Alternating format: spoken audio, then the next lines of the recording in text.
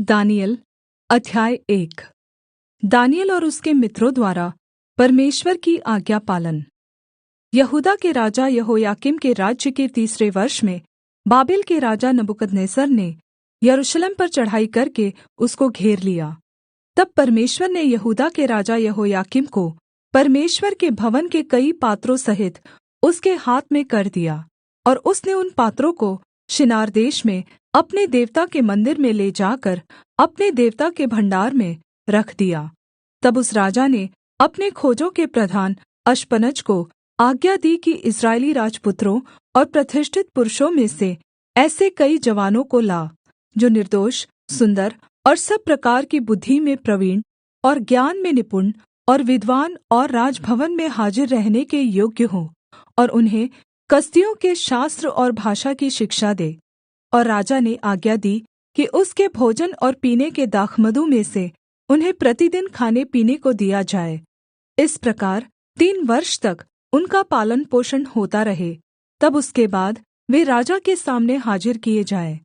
उनमें यहूदा की संतान से चुने हुए दानिय्येल, हनन्याह, मीशाएल और अजर्याह नामक यहूदी थे। और खोजों के प्रधान ने उनके दूसरे नाम रखे, अर्थात् दानिय्येल का नाम उसने बेलतशस्सर, हनन्याह का शद्रक, मीशाएल का मेशक और अजर्याह का नाम अबेदनगो रखा। परन्तु दानिय्येल ने अपने मन में ठान लिया कि वह राजा का भोजन खाकर और उसका दाखमधु पीकर स्वयं को अपवित्र न होने देगा। इसलिए उसने खोजों के प्रधान से विनती की कि उसे अपवित्र न होने दे। परमेश्वर ने खोजों के प्रधान के मन में दानिय्येल के प्रति कृपा और दया भर दी। और खोजों के प्रधान ने दानिय्येल से कहा, मैं अपने स्वामी राजा से डरता हूँ, क्योंकि तुम्हारा खाना पीना उसी ने ठहराया है। कहीं ऐसा न हो कि वह तेरा मुँह तेरे संगी जवानों से उतरा हुआ और उदास देखे, और तुम मेरा सिर राजा के सामने जोखिम में डालो। तब दानिय्येल ने उस मुखिए से, जिसको खोजों के प्रधान ने दानिय्येल, हनन्याह, मीशाएल और अजर्याह के ऊपर देखभाल करने के लिए नियुक्त किया था, कहा, मैं तुझ से विनती करता हूँ, अपने दासों को 10 दिन तक जाँच। हमारे खाने के लिए सागपात और पीने के लिए पानी ही दिया जाए। फिर 10 दिन के बाद हमारे मुँह और जो जवान राजा का भोजन खाते हैं उनके मुँह को देख, और जैसा तुझे देख पड़े उसी के अनुसार अपने दासों से व्यवहार करना। उनकी यह विनती उसने मान ली, और 10 दिन तक उनको जाँचता रहा। 10 दिन के बाद उनके मुँह राजा के भोजन के खाने वाले सब जवानों से अधिक अच्छे और चिकने देख पड़े। तब वह मुखिया उनका भोजन और उनके पीने के लिए ठहराया हुआ दाखमधु दोनों छुड़ाकर उनको सागपात देने लगा। और परमेश्वर ने उन चारों जवानों को सब शास्त्रों और सब प्रकार की विद्याओं में बुद्धिमानी और प्रवीणता दी। और दानिय्येल सब प्रकार के दर्शन और स्वप्न के अर्थ का ज्ञानी हो गया। तब जितने दिन के बाद नबूकदनेस्सर राजा ने जवानों को भीतर ले आने की आज्ञा दी थी, उतने दिनों के बीतने पर खोजों का प्रधान उन्हें उसके सामने ले गया, और राजा उनसे बातचीत करने लगा। और दानिय्येल, हनन्याह, मीशाएल और अजर्याह के तुल्य उन सब में से कोई न ठहरा। इसलिए वे राजा के सम्मुख हाजिर रहने लगे। और बुद्धि और हर प्रकार की समझ के विषय में जो कुछ राजा उनसे पूछता था, उसमें वे राज्य भर के सब ज्योतिषियों और तंत्रियों से 10 गुणे निपुण ठहरते थे। और दानिय्येल कुस्रू राजा के राज्य के पहले वर्ष तक बना रहा। दानिय्येल अध्याय 2। नबूकदनेस्सर का स्वप्न। अपने राज्य के दूसरे वर्ष में नबूकदनेस्सर ने ऐसा स्वप्न देखा जिससे उसका मन बहुत ही व्याकुल हो गया, और वह सो न सका। तब राजा ने आज्ञा दी कि ज्योतिषी, तांत्रिक, टोन्हे और कसदी बुलाए जाए कि वे राजा को उसका स्वप्न बताएं। इसलिए वे आए और राजा के सामने हाजिर हुए। तब राजा ने उनसे कहा, मैंने एक स्वप्न देखा है, और मेरा मन व्याकुल है कि स्वप्न को कैसे समझूं। तब कसदियों ने राजा से अरामी भाषा में कहा, हे राजा, तू चिरंजीवी रहे, अपने दासों को स्वप्न बता और हम उसका अर्थ बताएँगे।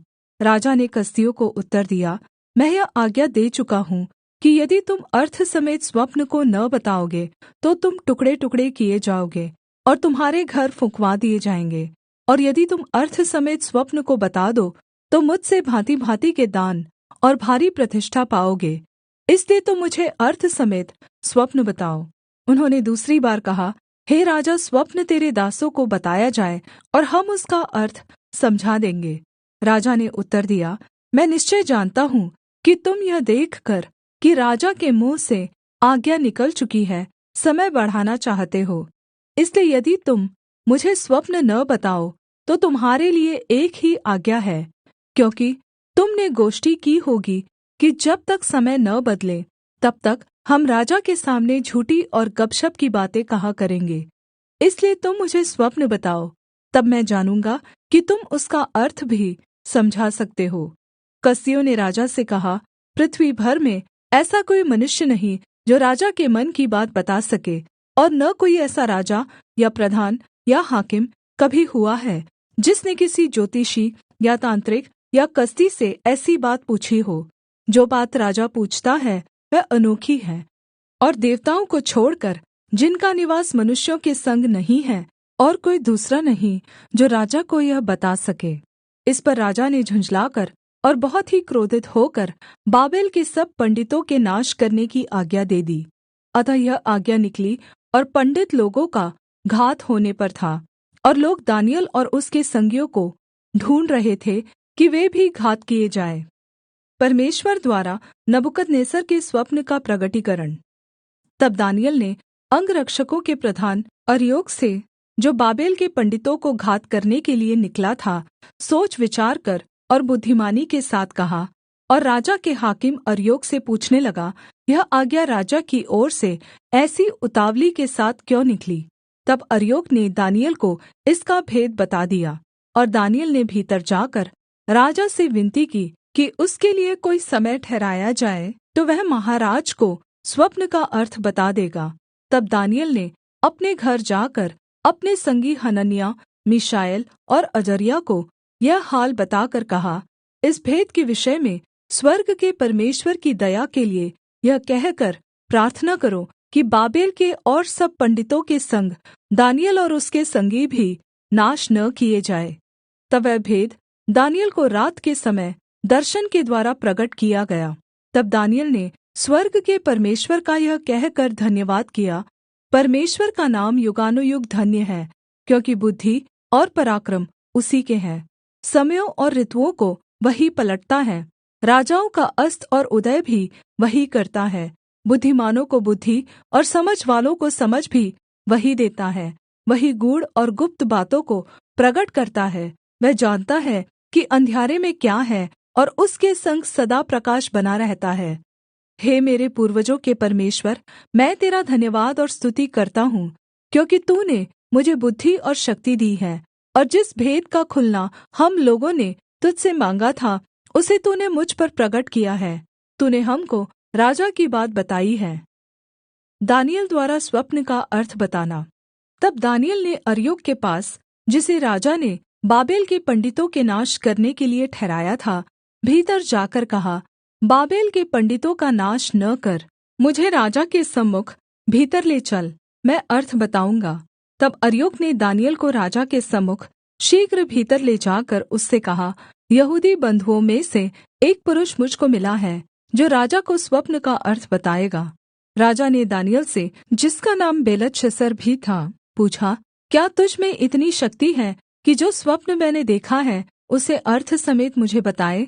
दानिय्येल ने राजा को उत्तर दिया, जो भेद राजा पूछता है वह न तो पंडित, न तांत्रिक, न ज्योतिषी, न दूसरे भावी बताने वाले राजा को बता सकते हैं, परन्तु भेदों का प्रगट करने वाला परमेश्वर स्वर्ग में है, और उसी ने नबूकदनेस्सर राजा को जताया है कि अन्त के दिनों में क्या-क्या होने वाला है। तेरा स्वप्न और जो कुछ तूने पलंग पर पड़े हुए देखा वह यह है, हे राजा, जब तुझको पलंग पर यह विचार आया कि भविष्य में क्या-क्या होने वाला है, तब भेदों को खोलने वाले ने तुझको बताया कि क्या-क्या होने वाला है। मुझ पर यह भेद इस कारण नहीं खोला गया कि मैं और सब प्राणियों से अधिक बुद्धिमान हूँ, परन्तु केवल इसी कारण खोला गया है कि स्वप्न का अर्थ राजा को बताया जाए और तू अपने मन के विचार समझ सके। हे राजा, जब तू देख रहा था तब एक बड़ी मूर्ति देख पड़ी, और वह मूर्ति जो तेरे सामने खड़ी थी वह लम्बी चौड़ी थी, उसकी चमक अनुपम थी और उसका रूप भयंकर था। उस मूर्ति का सिर तो शुद्ध सोने का था, उसकी छाती और भुजाएँ चाँदी की, उसका पेट और जाँघें पीतल की, उसकी टाँगें लोहे की और उसके पाँव कुछ तो लोहे के और कुछ मिट्टी के थे। फिर देखते-देखते तूने क्या देखा कि एक पत्थर ने बिना किसी के खोदे आप ही आप उखड़कर उस मूर्ति के पाँवों पर लगकर जो लोहे और मिट्टी के थे उनको चूर-चूर कर डाला। तब लोहा, मिट्टी, पीतल, चाँदी और सोना भी सब चूर-चूर हो गए और धूपकाल में खलिहानों के भूसे के समान हवा से ऐसे उड़ गए कि उनका कहीं पता न रहा। और वह पत्थर जो मूर्ति पर लगा था वह बड़ा पहाड़ बनकर सारी पृथ्वी में फैल गया। यह स्वप्न है और अब हम उसका अर्थ राजा को समझा देते हैं। हे राजा, तू तो महाराजाधिराज है, क्योंकि स्वर्ग के परमेश्वर ने तुझको राज्य, सामर्थ्य, शक्ति और महिमा दी है। और जहाँ कहीं मनुष्य पाए जाते हैं वहाँ उसने उन सभी को और मैदान के जीवजन्तु और आकाश के पक्षी भी तेरे वश में कर दिए हैं और तुझको उन सब का अधिकारी ठहराया है। यह सोने का सिर तू ही है। तेरे बाद एक राज्य और उदय होगा जो तुझसे छोटा होगा। फिर एक और तीसरा पीतल का सा राज्य होगा जिसमें सारी पृथ्वी आ जाएगी। और चौथा राज्य लोहे के तुल्य मजबूत होगा। लोहे से तो सब वस्तुएँ चूर-चूर हो जाती और पिस जाती हैं, इसलिए जिस भाँति लोहे से वे सब कुचली जाती हैं, उसी भाँति उस चौथे राज्य से सब कुछ चूर-चूर होकर पिस जाएगा। और तूने जो मूर्ति के पाँवों और उनकी उँगलियों को देखा, जो कुछ कुम्हार की मिट्टी की और कुछ लोहे की थी, इससे वह चौथा राज्य बटा हुआ होगा। तो भी उसमें लोहे का सा कड़ापन रहेगा, जैसे कि तूने कुम्हार की मिट्टी के संग लोहा भी मिला हुआ देखा था। और जैसे पाँवों की उँगलियाँ कुछ तो लोहे की और कुछ मिट्टी की थी, इसका अर्थ यह है कि वह राज्य कुछ तो दृढ़ और कुछ निर्बल होगा। और तूने जो लोहे को कुम्हार की मिट्टी के संग मिला हुआ देखा, इसका अर्थ यह है कि उस राज्य के लोग एक दूसरे मनुष्यों से मिले जुले तो रहेंगे, परन्तु जैसे लोहा मिट्टी के साथ मेल नहीं खाता, वैसे ही वे भी एक न बने रहेंगे। और उन राजाओं के दिनों में स्वर्ग का परमेश्वर एक ऐसा राज्य उदय करेगा जो अनन्त काल तक न टूटेगा और न वह किसी दूसरी जाति के हाथ में किया जाएगा, वरन् वह उन सब राज्यों को चूर-चूर करेगा और उनका अंत कर डालेगा, और वह सदा स्थिर रहेगा। जैसा तूने देखा कि एक पत्थर किसी के हाथ के बिन खोदे पहाड़ में से उखड़ा और उसने लोहे, पीतल, मिट्टी, चाँदी और सोने को चूर-चूर किया, इसी रीति महान परमेश्वर ने राजा को जताया है कि इसके बाद क्या-क्या होने वाला है। न स्वप्न में और न उसके अर्थ में कुछ संदेह है। इतना सुनकर नबूकदनेस्सर राजा ने मुँह के बल गिरकर दानिय्येल को दण्डवत् किया और आज्ञा दी कि उसको भेंट चढ़ाओ और उसके सामने सुगन्ध वस्तु जलाओ। फिर राजा ने दानिय्येल से कहा, सच तो यह है कि तुम लोगों का परमेश्वर, सब ईश्वरों का परमेश्वर, राजाओं का राजा और भेदों का खोलने वाला है, इसलिए तू यह भेद प्रगट कर पाया। दानिय्येल और उसके मित्रों की पदवृद्धि। तब राजा ने दानिय्येल का पद बड़ा किया और उसको बहुत से बड़े-बड़े दान दिए और यह आज्ञा दी कि वह बाबेल के सारे प्रान्त पर हाकिम और बाबेल के सब पंडितों पर मुख्य प्रधान बने। तब दानिय्येल के विनती करने से राजा ने शद्रक, मेशक और अबेदनगो को बाबेल के प्रान्त के कार्य के ऊपर नियुक्त कर दिया, परन्तु दानिय्येल आप ही राजा के दरबार में रहा करता था। दानिय्येल अध्याय 3। सोने की प्रतिमा। नबूकदनेस्सर राजा ने सोने की एक मूरत बनवाई, जिसकी ऊँचाई 60 हाथ और चौड़ाई 6 हाथ की थी, और उसने उसको बाबेल के प्रान्त के दूरा नामक मैदान में खड़ा कराया। तब नबूकदनेस्सर राजा ने अधिपतियों, हाकिमों, राज्यपालों, सलाहकारों, खजांचियों, न्यायियों, शास्त्रियों आदि प्रान्त-प्रान्त के सब अधिकारियों को बुलवा भेजा कि वे उस मूरत की प्रतिष्ठा में आएँ जो उसने खड़ी कराई थी। तब अधिपति, हाकिम, राज्यपाल, सलाहकार, खजांची, न्यायी, शास्त्री आदि प्रान्त प्रान्त के सब अधिकारी नबूकदनेस्सर राजा की खड़ी कराई हुई मूरत की प्रतिष्ठा के लिये इकट्ठे हुए और उस मूरत के सामने खड़े हुए। तब ढिंढोरिये ने ऊँचे शब्द से पुकारकर कहा, हे देश-देश और जाति-जाति के लोगों और भिन्न-भिन्न भाषा बोलने वालों, तुम को यह आज्ञा सुनाई जाती है कि जिस समय तुम नरसिंगे, बाँसुरी, वीणा, सारंगी, सितार, शहनाई आदि सब प्रकार के बाजों का शब्द सुनो, तुम उसी समय गिरकर नबूकदनेस्सर राजा की खड़ी कराई हुई सोने की मूरत को दण्डवत् करो। और जो कोई गिरकर दण्डवत् न करेगा, वह उसी घड़ी धधकते हुए भट्ठे के बीच में डाल दिया जाएगा। इस कारण उस समय ज्यों ही सब जाति के लोगों को नरसिंगे, बाँसुरी, वीणा, सारंगी, सितार, शहनाई आदि सब प्रकार के बाजों का शब्द सुन पड़ा, त्यों ही देश-देश और जाति-जाति के लोगों और भिन्न-भिन्न भाषा बोलने वालों ने गिरकर उस सोने की मूरत को जो नबूकदनेस्सर राजा ने खड़ी कराई थी, दण्डवत् की। दानिय्येल के मित्रों द्वारा राजा का आज्ञा उल्लंघन। उसी समय कई एक कसदी पुरुष राजा के पास गए और कपट से यहूदियों की चुगली की। वे नबूकदनेस्सर राजा से कहने लगे, हे राजा, तू चिरंजीवी रहे। हे राजा, तूने तो यह आज्ञा दी है कि जो मनुष्य नरसिंगे, बाँसुरी, वीणा, सारंगी, सितार, शहनाई आदि सब प्रकार के बाजों का शब्द सुने, वह गिरकर उस सोने की मूरत को दण्डवत् करे, और जो कोई गिरकर दण्डवत् न करे, वह धधकते हुए भट्ठे के बीच में डाल दिया जाए। देख, शद्रक, मेशक और अबेदनगो नामक कुछ यहूदी पुरुष हैं, जिन्हें तूने बाबेल के प्रान्त के कार्य के ऊपर नियुक्त किया है। उन पुरुषों ने, हे राजा, तेरी आज्ञा की कुछ चिन्ता नहीं की। वे तेरे देवता की उपासना नहीं करते, और जो सोने की मूरत तूने खड़ी कराई है, उसको दण्डवत् नहीं करते। तब नबूकदनेस्सर ने रोष और जलजलाहट में आकर आज्ञा दी कि शद्रक, मेशक और अबेदनगो को लाओ।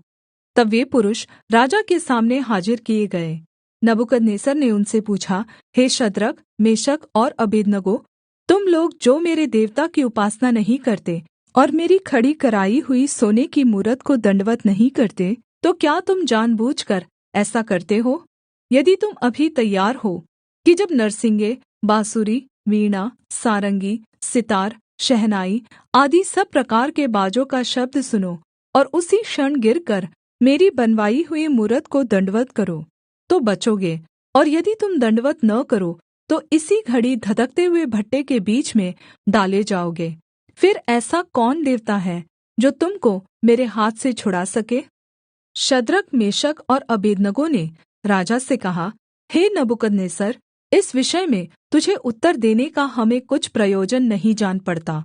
हमारा परमेश्वर, जिसकी हम उपासना करते हैं, वह हमको उस धधकते हुए भट्ठे की आग से बचाने की शक्ति रखता है। वरन् हे राजा, वह हमें तेरे हाथ से भी छुड़ा सकता है। परन्तु यदि नहीं, तो हे राजा, तुझे मालूम हो कि हम लोग तेरे देवता की उपासना नहीं करेंगे और न तेरी खड़ी कराई हुई सोने की मूरत को दण्डवत् करेंगे।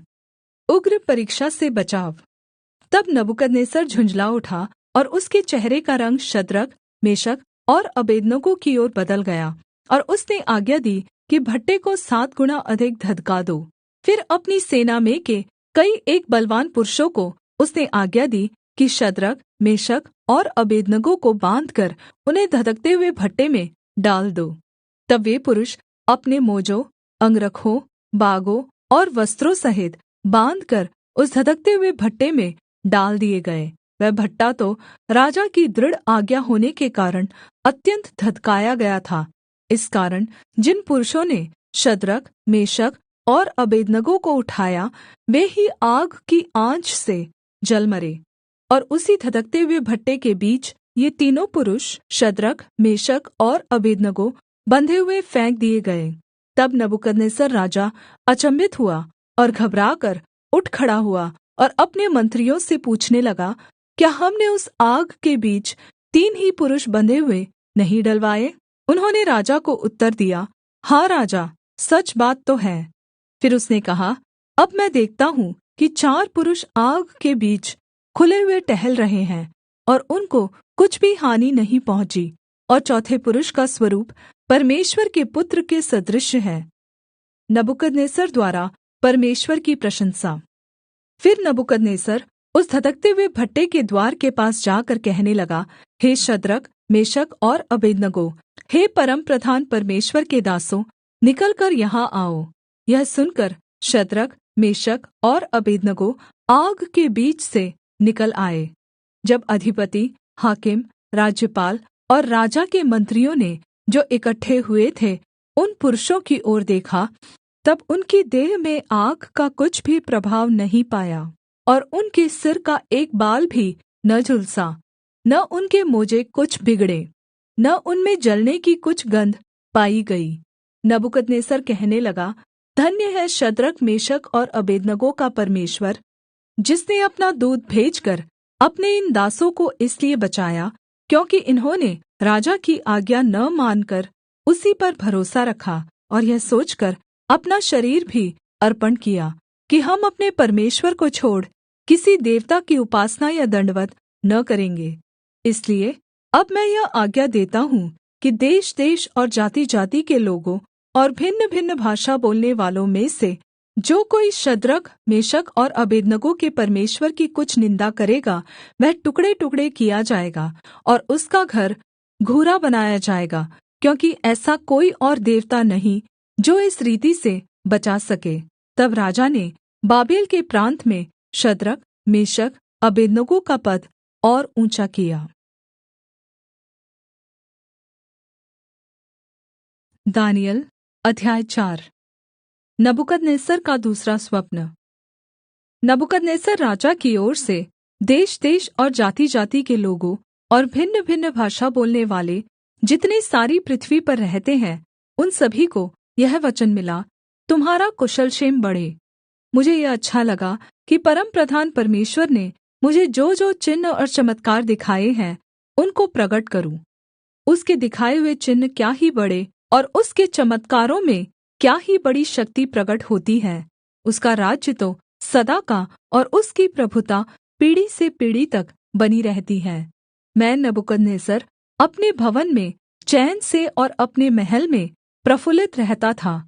मैंने ऐसा स्वप्न देखा जिसके कारण मैं डर गया, और पलंग पर पड़े-पड़े जो विचार मेरे मन में आए और जो बातें मैंने देखी, उनके कारण मैं घबरा गया था।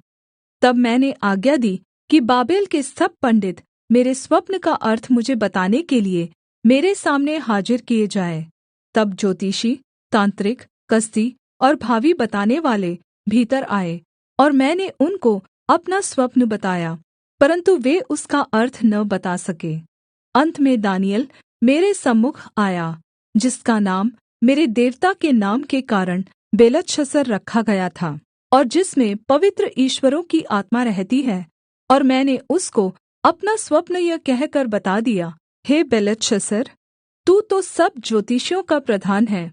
मैं जानता हूँ कि तुझ में पवित्र ईश्वरों की आत्मा रहती है, और तू किसी भेद के कारण नहीं घबराता। इसलिए जो स्वप्न मैंने देखा है, उसे अर्थ समेत मुझे बताकर समझा दे। जो दर्शन मैंने पलंग पर पाया वह यह है, मैंने देखा कि पृथ्वी के बीचों बीच एक वृक्ष लगा है। उसकी ऊँचाई बहुत बड़ी है। वह वृक्ष बड़ा होकर दृढ़ हो गया, और उसकी ऊँचाई स्वर्ग तक पहुँची, और वह सारी पृथ्वी की छोर तक दिखाई पड़ता था। उसके पत्ते सुन्दर और उसमें बहुत फल थे, यहाँ तक कि उसमें सभी के लिए भोजन था। उसके नीचे मैदान के सब पशुओं को छाया मिलती थी, और उसकी डालियों में आकाश की सब चिड़ियाँ बसेरा करती थीं, और सब प्राणी उससे आहार पाते थे। मैंने पलंग पर दर्शन पाते समय क्या देखा कि एक पवित्र दूत स्वर्ग से उतर आया। उसने ऊँचे शब्द से पुकारकर यह कहा, वृक्ष को काट डालो, उसकी डालियों को छाँट दो, उसके पत्ते झाड़ दो और उसके फल छितरा डालो। पशु उसके नीचे से हट जाएँ और चिड़ियाँ उसकी डालियों पर से उड़ जाएँ। तो भी उसके ठूँठे को जड़ समेत भूमि में छोड़ो, और उसको लोहे और पीतल के बन्धन से बाँधकर मैदान की हरी घास के बीच रहने दो।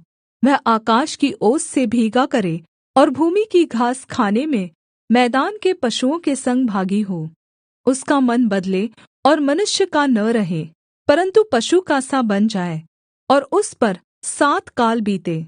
यह आज्ञा उस दूत के निर्णय से और यह बात पवित्र लोगों के वचन से निकली कि जो जीवित है वे जान ले कि परमप्रधान परमेश्वर मनुष्यों के राज्य में प्रभुता करता है और उसको जिसे चाहे उसे दे देता है, और वह छोटे से छोटे मनुष्य को भी उस पर नियुक्त कर देता है। मुझ नबूकदनेस्सर राजा ने यही स्वप्न देखा, इसलिए हे बेलतशस्सर, तू इसका अर्थ बता, क्योंकि मेरे राज्य में और कोई पंडित इसका अर्थ मुझे समझा नहीं सका, परन्तु तुझ में तो पवित्र ईश्वरों की आत्मा रहती है, इस कारण तू उसे समझा सकता है। दानिय्येल द्वारा दूसरे स्वप्न का अर्थ बताना। तब दानिय्येल, जिसका नाम बेलतशस्सर भी था, घड़ी भर घबराता रहा और सोचते-सोचते व्याकुल हो गया। तब राजा कहने लगा, हे बेलतशस्सर, इस स्वप्न से या इसके अर्थ से तू व्याकुल मत हो। बेलतशस्सर ने कहा, हे मेरे प्रभु, यह स्वप्न तेरे बैरियों पर और इसका अर्थ तेरे द्रोहियों पर फले। जिस वृक्ष को तूने देखा, जो बड़ा और दृढ़ हो गया और जिसकी ऊँचाई स्वर्ग तक पहुँची और जो पृथ्वी के सिरे तक दिखाई देता था, जिसके पत्ते सुन्दर और फल बहुत थे और जिसमें सभी के लिए भोजन था, जिसके नीचे मैदान के सब पशु रहते थे और जिसकी डालियों में आकाश की चिड़ियाँ बसेरा करती थीं, हे राजा, वह तू ही है। तू महान और सामर्थी हो गया, तेरी महिमा बढ़ी और स्वर्ग तक पहुँच गई, और तेरी प्रभुता पृथ्वी की छोर तक फैली है। और हे राजा, तूने जो एक पवित्र दूत को स्वर्ग से उतरते और यह कहते देखा कि वृक्ष को काट डालो और उसका नाश करो, तो भी उसके ठूँठे को जड़ समेत भूमि में छोड़ो और उसको लोहे और पीतल के बन्धन से बाँधकर मैदान की हरी घास के बीच में रहने दो। वह आकाश की ओस से भीगा करे और उसको मैदान के पशुओं के संग ही भाग मिले, और जब तक 7 युग उस पर बीत न चुके, तब तक उसकी ऐसी ही दशा रहे।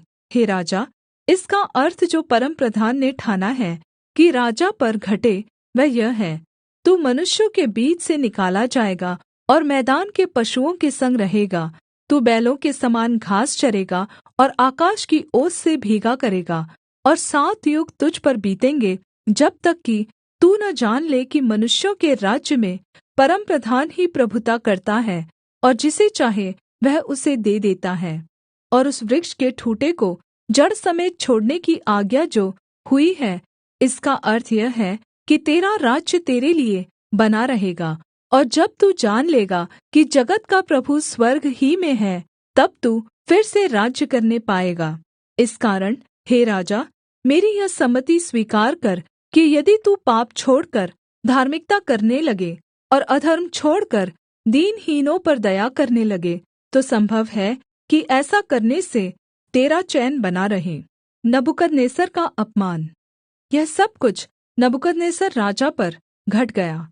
12 महीने बीतने पर जब वह बाबेल के राजभवन की छत पर टहल रहा था, तब वह कहने लगा, क्या यह बड़ा बाबेल नहीं है, जिसे मैं ही ने अपने बल और सामर्थ्य से राजनिवास होने को और अपने प्रताप की बढ़ाई के लिए बसाया है? यह वचन राजा के मुँह से निकलने भी न पाया था कि आकाशवाणी हुई, हे राजा नबूकदनेस्सर, तेरे विषय में यह आज्ञा निकलती है कि राज्य तेरे हाथ से निकल गया और तू मनुष्यों के बीच में से निकाला जाएगा और मैदान के पशुओं के संग रहेगा और बैलों के समान घास चरेगा, और 7 काल तुझ पर बीतेंगे, जब तक कि तू न जान ले कि परमप्रधान मनुष्यों के राज्य में प्रभुता करता है और जिसे चाहे वह उसे दे देता है। उसी घड़ी यह वचन नबूकदनेस्सर के विषय में पूरा हुआ। वह मनुष्यों में से निकाला गया और बैलों के समान घास चरने लगा, और उसकी देह आकाश की ओस से भीगती थी, यहाँ तक कि उसके बाल उकाब पक्षियों के परों से और उसके नाखून चिड़ियों के पंजों के समान बढ़ गए। नबूकदनेस्सर द्वारा परमेश्वर की प्रशंसा। उन दिनों के बीतने पर मुझ नबूकदनेस्सर ने अपनी आँखें स्वर्ग की ओर उठाई, और मेरी बुद्धि फिर ज्यों की त्यों हो गई। तब मैंने परमप्रधान को धन्य कहा, और जो सदा जीवित है उसकी स्तुति और महिमा यह कहकर करने लगा, उसकी प्रभुता सदा की है और उसका राज्य पीढ़ी से पीढ़ी तक बना रहने वाला है। पृथ्वी के सब रहने वाले उसके सामने तुच्छ गिने जाते हैं, और वह स्वर्ग की सेना और पृथ्वी के रहने वालों के बीच अपनी इच्छा के अनुसार काम करता है। और कोई उसको रोककर उससे नहीं कह सकता है, तूने यह क्या किया है। उसी समय मेरी बुद्धि फिर ज्यों की त्यों हो गई, और मेरे राज्य की महिमा के लिए मेरा प्रताप और मुकुट मुझ पर फिर आ गया। और मेरे मंत्री और प्रधान लोग मुझसे भेंट करने के लिए आने लगे, और मैं अपने राज्य में स्थिर हो गया, और मेरी और अधिक प्रशंसा होने लगी। अब मैं नबूकदनेस्सर स्वर्ग के राजा को सराहता हूँ, और उसकी स्तुति और महिमा करता हूँ, क्योंकि उसके सब काम सच्चे और उसके सब व्यवहार न्याय के हैं, और जो लोग घमण्ड से चलते हैं उन्हें वह नीचा कर सकता है। दानिय्येल अध्याय 5। बेलशस्सर की दावत। बेलशस्सर नामक राजा ने अपने 1000 प्रधानों के लिए बड़ी दावत की, और उन 1000 लोगों के सामने दाखमधु पिया। दाखमधु पीते पीते बेलशस्सर ने आज्ञा दी कि सोने चाँदी के जो पात्र मेरे पिता नबूकदनेस्सर ने यरूशलेम के मन्दिर में से निकाले थे, उन्हें ले आओ, कि राजा अपने प्रधानों और रानियों और रखैलों समेत उनमें से पीए। तब जो सोने के पात्र यरूशलेम में परमेश्वर के भवन के मन्दिर में से निकाले गए थे, वे लाए गए, और राजा अपने प्रधानों और रानियों और रखैलों समेत उनमें से पीने लगा। वे दाखमधु पी पीकर सोने, चाँदी, पीतल, लोहे, काठ और पत्थर के देवताओं की स्तुति कर ही रहे थे कि उसी घड़ी मनुष्य के हाथ की सी कई उँगलियाँ निकलकर दीवट के सामने राजभवन की दीवार के चूने पर कुछ लिखने लगी। और हाथ का जो भाग लिख रहा था वह राजा को दिखाई पड़ा। उसे देखकर राजा भयभीत हो गया, और वह मन ही मन घबरा गया, और उसकी कमर के जोड़ ढीले हो गए, और काँपते-काँपते उसके घुटने एक दूसरे से लगने लगे। तब राजा ने ऊँचे शब्द से पुकारकर तंत्रियों, कसदियों और अन्य भावी बताने वालों को हाजिर करवाने की आज्ञा दी। जब बाबेल के पंडित पास आए, तब उनसे कहने लगा, जो कोई वह लिखा हुआ पढ़कर उसका अर्थ मुझे समझाए, उसे बैंगनी रंग का वस्त्र और उसके गले में सोने की कंठमाला पहनाई जाएगी, और मेरे राज्य में तीसरा वही प्रभुता करेगा। तब राजा के सब पंडित लोग भीतर आए, परन्तु उस लिखे हुए को न पढ़ सके, और न राजा को उसका अर्थ समझा सके। इस पर बेलशस्सर राजा बहुत घबरा गया और भयातुर हो गया, और उसके प्रधान भी बहुत व्याकुल हुए। राजा और प्रधानों के वचनों को सुनकर रानी दावत के घर में आई और कहने लगी, हे राजा, तू युग-युग जीवित रहे, अपने मन में न घबरा और न उदास हो। तेरे राज्य में दानिय्येल नामक एक पुरुष है, जिसका नाम तेरे पिता ने बेलतशस्सर रखा था। उसमें पवित्र ईश्वरों की आत्मा रहती है, और उस राजा के दिनों में उसमें प्रकाश, प्रवीणता और ईश्वरों के तुल्य बुद्धि पाई गई। और हे राजा, तेरा पिता जो राजा था, उसने उसको सब ज्योतिषियों, तंत्रियों, कसदियों और अन्य भावी बताने वालों का प्रधान ठहराया था, क्योंकि उसमें उत्तम आत्मा, ज्ञान और प्रवीणता और स्वप्नों का अर्थ बताने और पहेलियाँ खोलने और संदेह दूर करने की शक्ति पाई गई। इसलिए अब दानिय्येल बुलाया जाए, और वह इसका अर्थ बताएगा। दीवार पर के लिखावट का अर्थ बताना। तब दानिय्येल राजा के सामने भीतर बुलाया गया। राजा दानिय्येल से पूछने लगा, क्या तू वही दानिय्येल है जो मेरे पिता नबूकदनेस्सर राजा के यहूदा देश से लाए हुए यहूदी बंधुओं में से है? मैंने तेरे विषय में सुना है कि देवताओं की आत्मा तुझ में रहती है, और प्रकाश, प्रवीणता और उत्तम बुद्धि तुझ में पाई जाती है। देख, अभी पंडित और तांत्रिक लोग मेरे सामने इसलिए लाए गए थे कि यह लिखा हुआ पढ़े और उसका अर्थ मुझे बताए, परन्तु वे उस बात का अर्थ न समझा सके। परन्तु मैंने तेरे विषय में सुना है कि दानिय्येल भेद खोल सकता और संदेह दूर कर सकता है। इसलिए अब यदि तू उस लिखे हुए को पढ़ सके और उसका अर्थ भी मुझे समझा सके, तो तुझे बैंगनी रंग का वस्त्र और तेरे गले में सोने की कंठमाला पहनाई जाएगी, और राज्य में तीसरा तू ही प्रभुता करेगा। दानिय्येल ने राजा से कहा, अपने दान अपने ही पास रख, और जो बदला तू देना चाहता है वह दूसरे को दे। वह लिखी हुई बात मैं राजा को पढ़ सुनाऊँगा, और उसका अर्थ भी तुझे समझाऊँगा। हे राजा, परमप्रधान परमेश्वर ने तेरे पिता नबूकदनेस्सर को राज्य, बड़ाई, प्रतिष्ठा और प्रताप दिया था, और उस बड़ाई के कारण जो उसने उसको दी थी, देशदेश और जातिजाति के सब लोग और भिन्नभिन्न भाषा बोलने वाले उसके सामने काँपते और थरथराते थे। जिसे वह चाहता उसे वह घात करता था, और जिसको वह चाहता उसे वह जीवित रखता था। जिसे वह चाहता उसे वह ऊँचा पद देता था, और जिसको वह चाहता उसे वह गिरा देता था। परन्तु जब उसका मन फूल उठा और उसकी आत्मा कठोर हो गई, यहाँ तक कि वह अभिमान करने लगा, तब वह अपने राज सिंहासन पर से उतारा गया और उसकी प्रतिष्ठा भंग की गई। वह मनुष्यों में से निकाला गया, और उसका मन पशुओं का सा और उसका निवास जंगली गदहों के बीच हो गया। वह बैलों के समान घास चरता, और उसका शरीर आकाश की ओस से भीगा करता था, जब तक कि उसने जान न लिया कि परमप्रधान परमेश्वर मनुष्यों के राज्य में प्रभुता करता है, और जिसे चाहता उसी को उस पर अधिकारी ठहराता है। तो भी हे बेलशस्सर, तू जो उसका पुत्र है और यह सब कुछ जानता था, तो भी तेरा मन नम्र न हुआ, वरन् तूने स्वर्ग के प्रभु के विरुद्ध सिर उठाकर उसके भवन के पात्र मँगवाकर अपने सामने रखवा लिए, और अपने प्रधानों और रानियों और रखैलों समेत तूने उनमें दाखमधु पिया, और चाँदी, सोने, पीतल, लोहे, काठ और पत्थर के देवता, जो न देखते, न सुनते, न कुछ जानते हैं, उनकी तो स्तुति की, परन्तु परमेश्वर, जिसके हाथ में तेरा प्राण है और जिसके वश में तेरा सब चलना फिरना है, उसका सम्मान तूने नहीं किया। तभी यह हाथ का एक भाग उसी की ओर से प्रगट किया गया है, और वे शब्द लिखे गए हैं। और जो शब्द लिखे गए वे ये हैं, मने मने तकेल ऊपर सीन। इस वाक्य का अर्थ यह है, मने अर्थात् परमेश्वर ने तेरे राज्य के दिन गिनकर उसका अंत कर दिया है। तकेल, तू मानो तराजू में तौला गया और हल्का पाया गया है। परेस अर्थात् तेरा राज्य बाँटकर मादियों और फारसियों को दिया गया है। तब बेलशस्सर ने आज्ञा दी, और दानिय्येल को बैंगनी रंग का वस्त्र और उसके गले में सोने की कंठमाला पहनाई गई, और ढिंढोरिये ने उसके विषय में पुकारा कि राज्य में तीसरा दानिय्येल ही प्रभुता करेगा। बेलशस्सर का पतन। उसी रात कसदियों का राजा बेलशस्सर मार डाला गया, और दारा मादी जो कोई 62 वर्ष का था, राजगद्दी पर विराजमान हुआ।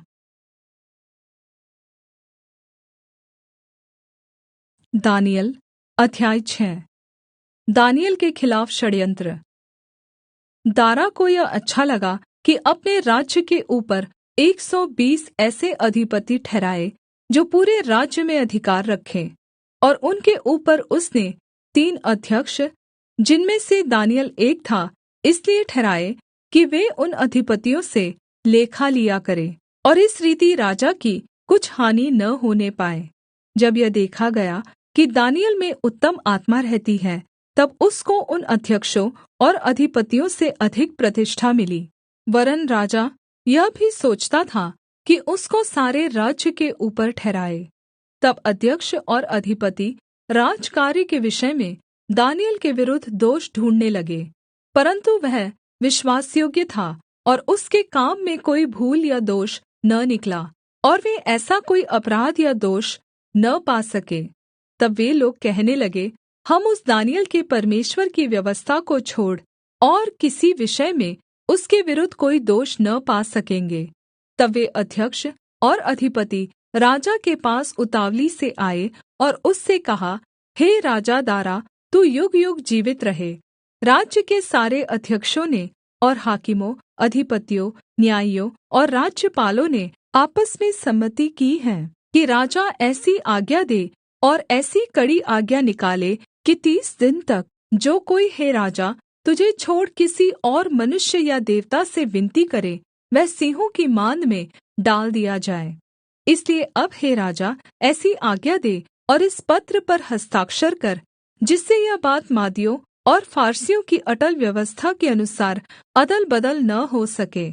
तब दारा राजा ने उस आज्ञा पत्र पर हस्ताक्षर कर दिया। शेरों की गुफा में दानिय्येल। जब दानिय्येल को मालूम हुआ कि उस पत्र पर हस्ताक्षर किया गया है, तब वह अपने घर में गया, जिसकी ऊपरी कोठरी की खिड़कियाँ यरूशलेम की ओर खुली रहती थीं, और अपनी रीति के अनुसार, जैसा वह दिन में 3 बार अपने परमेश्वर के सामने घुटने टेक कर प्रार्थना और धन्यवाद करता था, वैसा ही तब भी करता रहा। तब उन पुरुषों ने उतावली से आकर दानिय्येल को अपने परमेश्वर के सामने विनती करते और गिड़गिड़ाते हुए पाया। तब वे राजा के पास जाकर उसकी राजआज्ञा के विषय में उससे कहने लगे, हे राजा, क्या तूने ऐसे आज्ञा पत्र पर हस्ताक्षर नहीं किया कि 30 दिन तक जो कोई तुझे छोड़ किसी मनुष्य या देवता से विनती करेगा, वह सिंहों की माँद में डाल दिया जाएगा? राजा ने उत्तर दिया, हाँ, मादियों और फारसियों की अटल व्यवस्था के अनुसार यह बात स्थिर है। तब उन्होंने राजा से कहा, यहूदी बंधुओं में से जो दानिय्येल है, उसने हे राजा न तो तेरी ओर कुछ ध्यान दिया और न तेरे हस्ताक्षर किए हुए आज्ञा पत्र की ओर। वह दिन में 3 बार विनती किया करता है। यह वचन सुनकर राजा बहुत उदास हुआ और दानिय्येल को बचाने के उपाय सोचने लगा, और सूर्य के अस्त होने तक उसके बचाने का यत्न करता रहा। तब वे पुरुष राजा के पास उतावली से आकर कहने लगे, हे राजा, यह जान रख कि मादियों और फारसियों में यह व्यवस्था है कि जो मनाही या आज्ञा राजा ठहराए, वह नहीं बदल सकती। तब राजा ने आज्ञा दी और दानिय्येल लाकर सिंहों की माँद में डाल दिया गया। उस समय राजा ने दानिय्येल से कहा, तेरा परमेश्वर जिसकी तू नित्य उपासना करता है, वही तुझे बचाए। तब एक पत्थर लाकर उस माँद के मुँह पर रखा गया, और राजा ने उस पर अपनी अंगूठी से और अपने प्रधानों की अंगूठियों से मुहर लगा दी कि दानिय्येल के विषय में कुछ बदलने न पाए। दानिय्येल का शेरों से बचाया जाना। तब राजा अपने महल में चला गया और उस रात को बिना भोजन पड़ा रहा, और उसके पास सुख विलास की कोई वस्तु नहीं पहुँचाई गई, और उसे नींद भी नहीं आई। भोर को पौ फटते ही राजा उठा और सिंहों के माँद की ओर फुर्ती से चला गया। जब राजा माँद के निकट आया, तब शोक भरी वाणी से चिल्लाने लगा और दानिय्येल से कहा, हे दानिय्येल, हे जीविते परमेश्वर के दास, क्या तेरा परमेश्वर जिसकी तू नित्य उपासना करता है, तुझे सिंहों से बचा सका है? तब दानिय्येल ने राजा से कहा, हे राजा, तू युग-युग जीवित रहे। मेरे परमेश्वर ने अपना दूत भेजकर सिंहों के मुँह को ऐसा बन्द कर रखा कि उन्होंने मेरी कुछ भी हानि नहीं की। इसका कारण यह है कि मैं उसके सामने निर्दोष पाया गया, और हे राजा, तेरे सम्मुख भी मैंने कोई भूल नहीं की। तब राजा ने बहुत आनन्दित होकर दानिय्येल को माँद में से निकालने की आज्ञा दी। अतः दानिय्येल माँद में से निकाला गया, और उस पर हानि का कोई चिन्ह न पाया गया, क्योंकि वह अपने परमेश्वर पर विश्वास रखता था। दारा द्वारा परमेश्वर का सम्मान। तब राजा ने आज्ञा दी कि जिन पुरुषों ने दानिय्येल की चुगली की थी, वे अपने-अपने बाल-बच्चों और स्त्रियों समेत लाकर सिंहों के माँद में डाल दिए जाएँ, और वे माँद की पेंदी तक भी न पहुँचे कि सिंहों ने उन पर झपटकर सब हड्डियों समेत उनको चबा डाला। तब दारा राजा ने सारी पृथ्वी के रहनेवाले देश-देश और जाति-जाति के सब लोगों और भिन्न-भिन्न भाषा बोलने वालों के पास यह लिखा, तुम्हारा बहुत कुशल हो। मैं यह आज्ञा देता हूँ कि जहाँ-जहाँ मेरे राज्य का अधिकार है, वहाँ के लोग दानिय्येल के परमेश्वर के सम्मुख काँपते और थरथराते रहें, क्योंकि जीविता और युगानुयुग तक रहनेवाला परमेश्वर वही है। उसका राज्य अविनाशी और उसकी प्रभुता सदा स्थिर रहेगी। जिसने दानिय्येल को सिंहों से बचाया है, वही बचाने और छुड़ाने वाला है, और स्वर्ग में और पृथ्वी पर चिन्हों और चमत्कारों का प्रगट करने वाला है। और दानिय्येल दारा और कुस्रू फारसी दोनों के राज्य के दिनों में सुख चैन से रहा। दानिय्येल अध्याय 7। चार जन्तुओं का दर्शन। बाबेल के राजा बेलशस्सर के राज्य के पहले वर्ष में दानिय्येल ने पलंग पर स्वप्न देखा। तब उसने वह स्वप्न लिखा और बातों का सारांश भी वर्णन किया। दानिय्येल ने यह कहा, मैंने रात को यह स्वप्न देखा कि महासागर पर चौमुखी आँधी चलने लगी। तब समुद्र में से चार बड़ेबड़े जन्तु जो एक दूसरे से भिन्न थे निकल आए। पहला जन्तु सिंह के समान था और उसके पंख उकाब के से थे, और मेरे देखते-देखते उसके पंखों के पर नोचे गए, और वह भूमि पर से उठाकर मनुष्य के समान पाँवों के बल खड़ा किया गया, और उसको मनुष्य का हृदय दिया गया। फिर मैंने एक और जन्तु देखा जो रीछ के समान था, और एक पाँजर के बल उठा हुआ था, और उसके मुँह में दाँतों के बीच 3 पसलियाँ थीं, और लोग उससे कह रहे थे, उठकर बहुत माँस खा। इसके बाद मैंने दृष्टि की और देखा कि चीते के समान एक और जन्तु है, जिसकी पीठ पर पक्षी के से 4 पंख हैं, और उस जन्तु के 4 सिर थे, और उसको अधिकार दिया गया। फिर इसके बाद मैंने स्वप्न में दृष्टि की और देखा कि एक चौथा जन्तु है, जो भयंकर और डरावना और बहुत सामर्थी है, और उसके बड़े-बड़े लोहे के दाँत हैं। वह सब कुछ खा डालता है और चूर-चूर करता है, और जो बच जाता है उसे पैरों से रौंदता है। और वह सब पहले जन्तुओं से भिन्न है, और उसके 10 सींग हैं। मैं उन सींगों को ध्यान से देख रहा था, तो क्या देखा कि उनके बीच एक और छोटा सा सींग निकला, और उसके बल से उन पहले सींगों में से 3 उखाड़े गए। फिर मैंने देखा कि इस सींग में मनुष्य की सी आँखें और बड़ा बोल बोलने वाला मुँह भी है। प्राचीन के दिनों का दर्शन। मैंने देखते-देखते अंत में क्या देखा कि सिंहासन रखे गए, और कोई अति प्राचीन विराजमान हुआ। उसका वस्त्र हिम सा उजला, और सिर के बाल निर्मल ऊन के समान थे। उसका सिंहासन अग्निमय, और उसके पहिये धधकती हुई आग के से देख पड़ते थे। उस प्राचीन के सम्मुख से आग की धारा निकलकर बह रही थी। फिर हजारों हजार लोग उसकी सेवा टहल कर रहे थे, और लाखों लाख लोग उसके सामने हाजिर थे। फिर न्यायी बैठ गए और पुस्तकें खोली गई। उस समय उस सींग का बड़ा बोल सुनकर मैं देखता रहा, और देखते-देखते अंत में देखा कि वह जन्तु घात किया गया, और उसका शरीर धधकती हुई आग में भस्म किया गया, और रहे हुए जन्तुओं का अधिकार ले लिया गया, परन्तु उनका प्राण कुछ समय के लिए बचाया गया। मैंने रात में स्वप्न में देखा, और देखो, मनुष्य के सन्तान सा कोई आकाश के बादलों समेत आ रहा था, और वह उस अति प्राचीन के पास पहुँचा, और उसको वे उसके समीप लाए। तब उसको ऐसी प्रभुता, महिमा और राज्य दिया गया कि देश-देश और जाति-जाति के लोग और भिन्न-भिन्न भाषा बोलने वाले सब उसके अधीन हों। उसकी प्रभुता सदा तक अटल, और उसका राज्य अविनाशी ठहरा। दानिय्येल के द्वारा दर्शनों का अर्थ बताना। और मुझ दानिय्येल का मन विकल हो गया, और जो कुछ मैंने देखा था उसके कारण मैं घबरा गया। तब जो लोग पास खड़े थे उनमें से एक के पास जाकर मैंने उन सारी बातों का भेद पूछा। उसने यह कहकर मुझे उन बातों का अर्थ बताया। उन 4 बड़े-बड़े जन्तुओं का अर्थ 4 राज्य हैं, जो पृथ्वी पर उदय होंगे, परन्तु परमप्रधान के पवित्र लोग राज्य को पाएँगे, और युगानुयुग उसके अधिकारी बने रहेंगे। तब मेरे मन में यह इच्छा हुई कि उस चौथे जन्तु का भेद भी जान लूँ, जो और तीनों से भिन्न और अति भयंकर था, और जिसके दाँत लोहे के और नख पीतल के थे। वह सब कुछ खा डालता और चूर-चूर करता, और बचे हुए को पैरों से रौंद डालता था।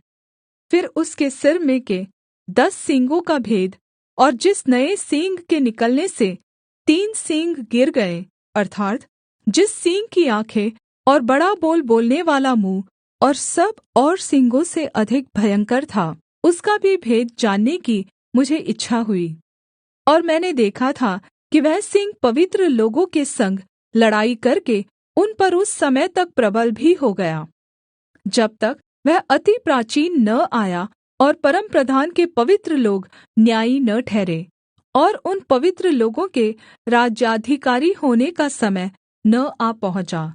उसने कहा, उस चौथे जन्तु का अर्थ एक चौथा राज्य है, जो पृथ्वी पर होकर और सब राज्यों से भिन्न होगा, और सारी पृथ्वी को नाश करेगा और दाँव कर चूर चूर करेगा। और उन 10 सींगों का अर्थ यह है कि उस राज्य में से 10 राजा उठेंगे, और उनके बाद उन पहलों से भिन्न एक और राजा उठेगा, जो 3 राजाओं को गिरा देगा। और वह परमप्रधान के विरुद्ध बातें कहेगा और परमप्रधान के पवित्र लोगों को पीस डालेगा, और समयों और व्यवस्था के बदल देने की आशा करेगा, वरन् 3.5 काल तक वे सब उसके वश में कर दिए जाएंगे। परन्तु तब न्यायी बैठेंगे, और उसकी प्रभुता छीनकर मिटाई और नाश की जाएगी, यहाँ तक कि उसका अंत ही हो जाएगा। तब राज्य और प्रभुता और धरती पर के राज्य की महिमा परमप्रधान ही की प्रजा अर्थात् उसके पवित्र लोगों को दी जाएगी। उसका राज्य सदा का राज्य है, और सब प्रभुता करने वाले उसके अधीन होंगे और उसकी आज्ञा मानेंगे। इस बात का वर्णन मैं अब कर चुका, परन्तु मुझ दानिय्येल के मन में बड़ी घबराहट बनी रही, और मैं भयभीत हो गया, और इस बात को मैं अपने मन में रखे रहा। दानिय्येल अध्याय 8। मेढ़ा और बकरे का दर्शन। बेलशस्सर राजा के राज्य के 3 वर्ष में उस पहले दर्शन के बाद एक और बात मुझ दानिय्येल को दर्शन के द्वारा दिखाई गई। जब मैं एलाम नामक प्रान्त में शूशन नाम राजगढ़ में रहता था, तब मैंने दर्शन में देखा कि मैं ऊलै नदी के किनारे पर हूँ। फिर मैंने आँख उठाकर देखा कि उस नदी के सामने 2 सींग वाला एक मेढ़ा खड़ा है। उसके दोनों सींग बड़े हैं, परन्तु उनमें से एक अधिक बड़ा है, और जो बड़ा है वह दूसरे के बाद निकला। मैंने उस मेढ़े को देखा कि वह पश्चिम, उत्तर और दक्षिण की ओर सींग मारता है, और कोई जन्तु उसके सामने खड़ा नहीं रह सकता, और न उसके हाथ से कोई किसी को बचा सकता है, और वह अपनी ही इच्छा के अनुसार काम करके बढ़ता जाता था। मैं सोच ही रहा था, तो फिर क्या देखा कि एक बकरा पश्चिम दिशा से निकलकर सारी पृथ्वी के ऊपर ऐसा फिरा कि चलते समय भूमि पर पाँव न छुआया, और उस बकरे की आँखों के बीच एक देखने योग्य सींग था। वह उस 2 सींग वाले मेढ़े के पास जाकर, जिसको मैंने नदी के सामने खड़ा देखा था, उस पर जलकर अपने पूरे बल से लपका। मैंने देखा कि वह मेढ़े के निकट आकर उस पर झुँझलाया, और मेढ़े को मारकर उसके दोनों सींगों को तोड़ दिया, और उसका सामना करने को मेढ़े का कुछ भी वश न चला। तब बकरे ने उसको भूमि पर गिराकर रौंद डाला, और मेढ़े को उसके हाथ से छुड़ाने वाला कोई न मिला। तब बकरा अत्यन्त बड़ाई मारने लगा, और जब बलवन्त हुआ, तब उसका बड़ा सींग टूट गया, और उसकी जगह देखने योग्य 4 सींग निकलकर चारों दिशाओं की ओर बढ़ने लगे। फिर इनमें से एक छोटा सा सींग और निकला, जो दक्षिण, पूरब और शिरोमणि देश की ओर बहुत ही बढ़ गया। वह स्वर्ग की सेना तक बढ़ गया, और उसमें से और तारों में से भी कितनों को भूमि पर गिराकर रौंद डाला। वरन् वह उस सेना के प्रधान तक भी बढ़ गया, और उसका नित्य होमबलि बन्द कर दिया गया, और उसका पवित्र वासस्थान गिरा दिया गया, और लोगों के अपराध के कारण नित्य होमबलि के साथ सेना भी उसके हाथ में कर दी गई। और उस सींग ने सच्चाई को मिट्टी में मिला दिया, और वह काम करते-करते सफल हो गया। तब मैंने एक पवित्र जन को बोलते सुना। फिर एक और पवित्र जन ने उस पहले बोलने वाले से पूछा, नित्य होमबलि और उजड़वाने वाले अपराध के विषय में जो कुछ दर्शन देखा गया, वह कब तक फलता रहेगा? अर्थात् पवित्र स्थान और सेना दोनों का रौंदा जाना कब तक होता रहेगा? और उसने मुझसे कहा, जब तक सांझ और सवेरा 2300 बार न हो, तब तक वह होता रहेगा। तब पवित्र स्थान शुद्ध किया जाएगा। गब्रिएल द्वारा दर्शन का अर्थ बताना। यह बात दर्शन में देखकर मैं दानिय्येल इसके समझने का यत्न करने लगा। इतने में पुरुष के रूप धरे हुए कोई मेरे सम्मुख खड़ा हुआ दिखाई पड़ा।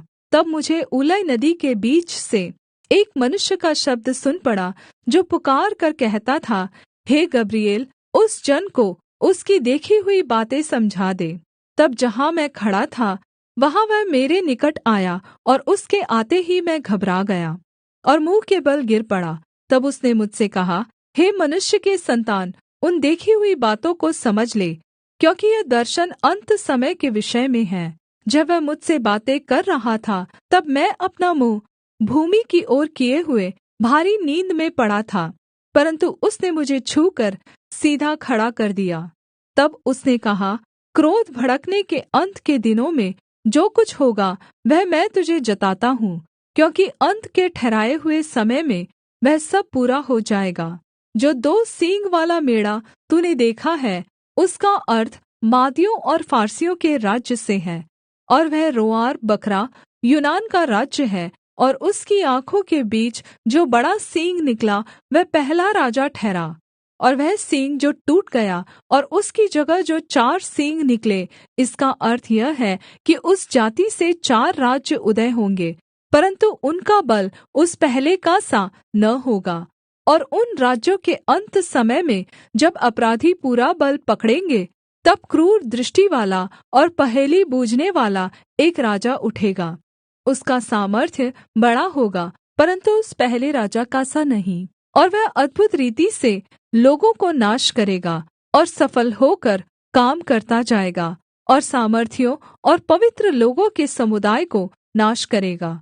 उसकी चतुराई के कारण उसका छल सफल होगा, और वह मन में फूलकर निडर रहते हुए बहुत लोगों को नाश करेगा। वह सब राजाओं के राजा के विरुद्ध भी खड़ा होगा, परन्तु अन्त को वह किसी के हाथ से बिना मार खाए टूट जाएगा।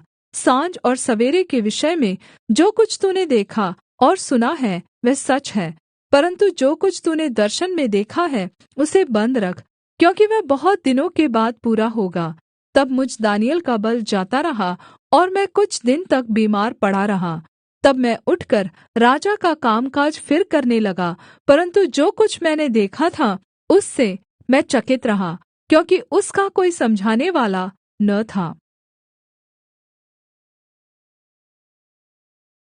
दानिय्येल अध्याय 9। लोगों के लिये दानिय्येल की प्रार्थना। मादी शयर्श का पुत्र दारा, जो कसदियों के देश पर राजा ठहराया गया था, उसके राज्य के पहले वर्ष में मुझ दानिय्येल ने शास्त्र के द्वारा समझ लिया कि यरूशलेम की उजड़ी हुई दशा यहोवा के उस वचन के अनुसार जो यिर्मयाह नबी के पास पहुँचा था, कुछ वर्षों के बीतने पर अर्थात् 70 वर्ष के बाद पूरी हो जाएगी। तब मैं अपना मुख प्रभु परमेश्वर की ओर करके गिड़गिड़ाहट के साथ प्रार्थना करने लगा, और उपवास कर टाट पहन राख में बैठकर विनती करने लगा। मैंने अपने परमेश्वर यहोवा से इस प्रकार प्रार्थना की और पाप का अंगीकार किया, हे प्रभु, तू महान और भययोग्य परमेश्वर है, जो अपने प्रेम रखने और आज्ञा मानने वालों के साथ अपनी वाचा को पूरा करता और करुणा करता रहता है। हम लोगों ने तो पाप, कुटिलता, दुष्टता और बलवा किया है, और तेरी आज्ञाओं और नियमों को तोड़ दिया है। और तेरे जो दास नबी लोग हमारे राजाओं, हाकिमों, पूर्वजों और सब साधारण लोगों से तेरे नाम से बातें करते थे, उनकी हमने नहीं सुनी। हे प्रभु, तू धर्मी है, परन्तु हम लोगों को आज के दिन लज्जित होना पड़ता है, अर्थात् यरूशलेम के निवासी आदि सब यहूदी, क्या समीप क्या दूर के सब इस्राएली लोग, जिन्हें तूने उस विश्वासघात के कारण जो उन्होंने तेरे साथ किया था देश-देश में तितर-बितर कर दिया है, उन सभी को लज्जित होना पड़ता है। हे यहोवा, हम लोगों ने अपने राजाओं, हाकिमों और पूर्वजों समेत तेरे विरुद्ध पाप किया है, इस कारण हमको लज्जित होना पड़ता है। परन्तु यद्यपि हम अपने परमेश्वर प्रभु से फिर गए, तो भी तू दया का सागर और क्षमा की खान है। हम तो अपने परमेश्वर यहोवा की शिक्षा सुनने पर भी उस पर नहीं चले, जो उसने अपने दास नबियों से हमको सुनाई। वरन् सब इस्राएलियों ने तेरी व्यवस्था का उल्लंघन किया और ऐसे हट गए कि तेरी नहीं सुनी। इस कारण जिस श्राप की चर्चा परमेश्वर के दास मूसा की व्यवस्था में लिखी हुई है, वह श्राप हम पर घट गया, क्योंकि हमने उसके विरुद्ध पाप किया है। इसलिए उसने हमारे और हमारे न्यायियों के विषय जो वचन कहे थे, उन्हें हम पर यह बड़ी विपत्ति डालकर पूरा किया है। यहाँ तक कि जैसी विपत्ति यरूशलेम पर पड़ी है, वैसी सारी धरती पर और कहीं नहीं पड़ी। जैसे मूसा की व्यवस्था में लिखा है, वैसे ही यह सारी विपत्ति हम पर आ पड़ी है। तो भी हम अपने परमेश्वर यहोवा को मनाने के लिए न तो अपने अधर्म के कामों से फिरे और न तेरी सत्य बातों पर ध्यान दिया। इस कारण यहोवा ने सोच विचार कर हम पर विपत्ति डाली है, क्योंकि हमारा परमेश्वर यहोवा जितने काम करता है, उन सभी में धर्मी ठहरता है, परन्तु हमने उसकी नहीं सुनी। और अब हे हमारे परमेश्वर, हे प्रभु, तूने अपनी प्रजा को मिस्र देश से बलवन्त हाथ के द्वारा निकाल लाकर अपना ऐसा बड़ा नाम किया, जो आज तक प्रसिद्ध है, परन्तु हमने पाप किया है और दुष्टता ही की है। हे प्रभु, हमारे पापों और हमारे पूर्वजों के अधर्म के कामों के कारण यरूशलेम की और तेरी प्रजा की और हमारे आसपास के सब लोगों की ओर से नामधराई हो रही है। तो भी तू अपने सब धार्मिकता के कामों के कारण अपना क्रोध और जलजलाहट अपने नगर यरूशलेम पर से उतार दे, जो तेरे पवित्र पर्वत पर बसा है। हे हमारे परमेश्वर, अपने दास की प्रार्थना और गिड़गिड़ाहट सुनकर अपने उजड़े हुए पवित्र स्थान पर अपने मुख का प्रकाश चमका। हे प्रभु, अपने नाम के निमित्त यह कर। हे मेरे परमेश्वर, कान लगाकर सुन, आँख खोलकर हमारी उजड़ी हुई दशा और उस नगर को भी देख जो तेरा कहलाता है, क्योंकि हम जो तेरे सामने गिड़गिड़ाकर प्रार्थना करते हैं, इसलिए अपने धार्मिकता के कामों पर नहीं, वरन् तेरी बड़ी दया ही के कामों पर भरोसा रखकर करते हैं। हे प्रभु, सुन ले। हे प्रभु, पाप क्षमा कर। हे प्रभु, ध्यान देकर जो करना है उसे कर, विलम्ब न कर। हे मेरे परमेश्वर, तेरा नगर और तेरी प्रजा तेरी ही कहलाती है, इसलिए अपने नाम के निमित्त ऐसा ही कर। 70 सप्ताहों की भविष्यद्वाणी। इस प्रकार मैं प्रार्थना करता और अपने इस्राएली जाति भाइयों के पाप का अंगीकार करता हुआ अपने परमेश्वर यहोवा के सम्मुख उसके पवित्र पर्वत के लिए गिड़गिड़ाकर विनती करता ही था। तब वह पुरुष गब्रिएल, जिसे मैंने उस समय देखा जब मुझे पहले दर्शन हुआ था, उसने वेग से उड़ने की आज्ञा पाकर साँझ के अन्नबलि के समय मुझको छू लिया और मुझे समझाकर मेरे साथ बातें करने लगा। उसने मुझसे कहा, हे दानिय्येल, मैं तुझे बुद्धि और प्रवीणता देने को अभी निकल आया हूँ। जब तू गिड़गिड़ाकर विनती करने लगा, तब ही इसकी आज्ञा निकली। इसलिए मैं तुझे बताने आया हूँ, क्योंकि तू अति प्रिय ठहरा है, इसलिए उस विषय को समझ ले और दर्शन की बात का अर्थ जान ले।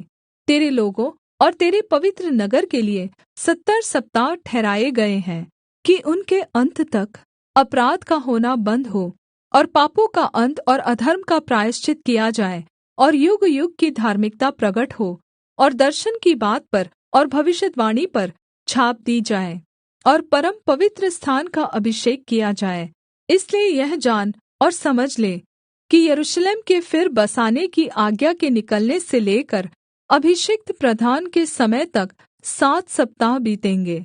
फिर 62 सप्ताहों के बीतने पर चौक और खाई समेत वह नगर कष्ट के समय में फिर बसाया जाएगा, और उन 62 सप्ताहों के बीतने पर अभिषिक्त पुरुष काटा जाएगा, और उसके हाथ कुछ न लगेगा। और आने वाले प्रधान की प्रजा नगर और पवित्र स्थान को नाश तो करेगी, परन्तु उस प्रधान का अंत ऐसा होगा जैसा बाढ़ से होता है, तो भी उसके अंत तक लड़ाई होती रहेगी, क्योंकि उसका उजड़ जाना निश्चय ठाना गया है। और वह प्रधान 1 सप्ताह के लिए बहुतों के संग दृढ़ वाचा बाँधेगा, परन्तु आधे सप्ताह के बीतने पर वह मेलबलि और अन्नबलि को बन्द करेगा, और कंगूरे पर उजाड़ने वाली घृणित वस्तुएँ दिखाई देंगी, और निश्चय से ठनी हुई बात के समाप्त होने तक परमेश्वर का क्रोध उजाड़ने वाले पर पड़ा रहेगा। दानिय्येल अध्याय 10। गौरवशाली मनुष्य का दर्शन। फारस देश के राजा कुस्रू के राज्य के तीसरे वर्ष में दानिय्येल पर, जो बेलतशस्सर भी कहलाता है, एक बात प्रगट की गई, और वह बात सच थी कि बड़ा युद्ध होगा। उसने इस बात को जान लिया और उसको इस देखी हुई बात की समझ आ गई। उन दिनों मैं दानिय्येल 3 सप्ताह तक शोक करता रहा। उन 3 सप्ताहों के पूरे होने तक मैंने न तो स्वादिष्ट भोजन किया और न माँस या दाखमधु अपने मुँह में रखा और न अपनी देह में कुछ भी तेल लगाया। फिर पहले महीने के 24वें दिन को, जब मैं हिद्देकेल नाम नदी के तट पर था, तब मैंने आँखें उठाकर देखा कि सन का वस्त्र पहने हुए और ऊफाज देश के कुन्दन से कमर बाँधे हुए एक पुरुष खड़ा है। उसका शरीर फीरोजा के समान, उसका मुख बिजली के समान, उसकी आँखें जलती हुई दीपक की सी, उसकी बाहें और पाँव चमकाए हुए पीतल के से, और उसके वचनों के शब्द भीड़ों के शब्द का सा था। उसको केवल मुझ दानिय्येल ही ने देखा, और मेरे संगी मनुष्यों को उसका कुछ भी दर्शन न हुआ, परन्तु वे बहुत ही थरथराने लगे और छिपने के लिए भाग गए। तब मैं अकेला रहकर यह अद्भुत दर्शन देखता रहा।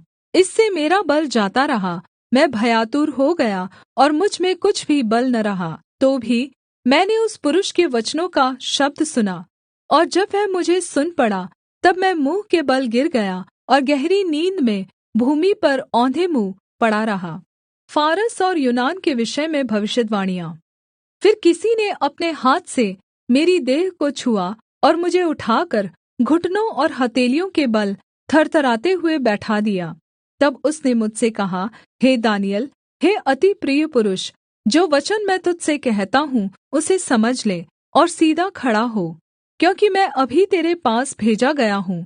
जब उसने मुझसे यह वचन कहा, तब मैं खड़ा तो हो गया, परन्तु थरथराता रहा। फिर उसने मुझसे कहा, हे दानिय्येल, मत डर, क्योंकि पहले ही दिन को, जब तूने समझने बूझने के लिए मन लगाया और अपने परमेश्वर के सामने अपने को दीन किया, उसी दिन तेरे वचन सुने गए और मैं तेरे वचनों के कारण आ गया हूँ। फारस के राज्य का प्रधान 21 दिन तक मेरा सामना किए रहा, परन्तु मीकाएल, जो मुख्य प्रधानों में से है, वह मेरी सहायता के लिए आया।